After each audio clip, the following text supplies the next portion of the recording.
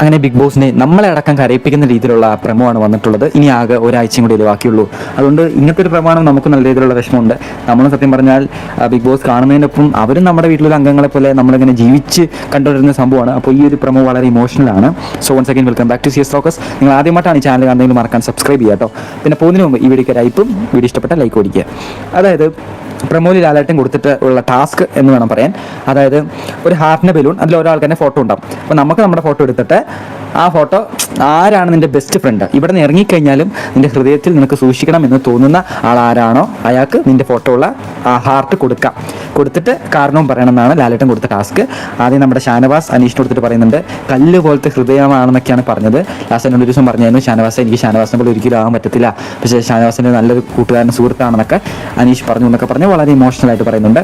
അതേപോലെ തന്നെ ഈ പട്ടായ ഗേൾസ് ഏറ്റവും അടികൂടിക്കൊണ്ടിരുന്ന ഗേൾസാണ്. ഈ 3 പേരും അങ്ങോട്ടും ഇങ്ങോട്ടും കെട്ടിപ്പിടിച്ചുകൊണ്ട് ഒരു രംഗത്തിൽ പറയുന്നുണ്ട് ആനിമോൾ നമ്മൾ പ്രതീക്ഷിക്കാത്ത ആൾക്കാരൊക്കെ ആയിരിക്കും നമ്മുടെ കമ്പനിക്കാരായി മാറുന്നത്.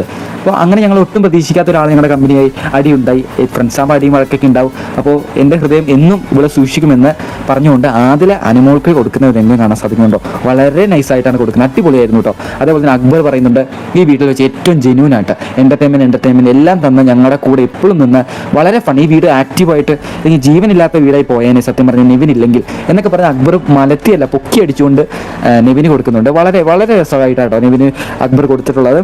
അതേപോലെ തന്നെ ലാലേട്ടൻ കണ്ടിട്ട് അനീഷ് എനിക്ക് തോന്നുന്നു അനീഷിൽ അല്പം ഇമോഷണലായിട്ട് കരഞ്ഞു പോയി തോന്നുന്നു. ആദ്യമായിട്ടാണ് അനീഷ് അങ്ങനെ കരയുന്നത്.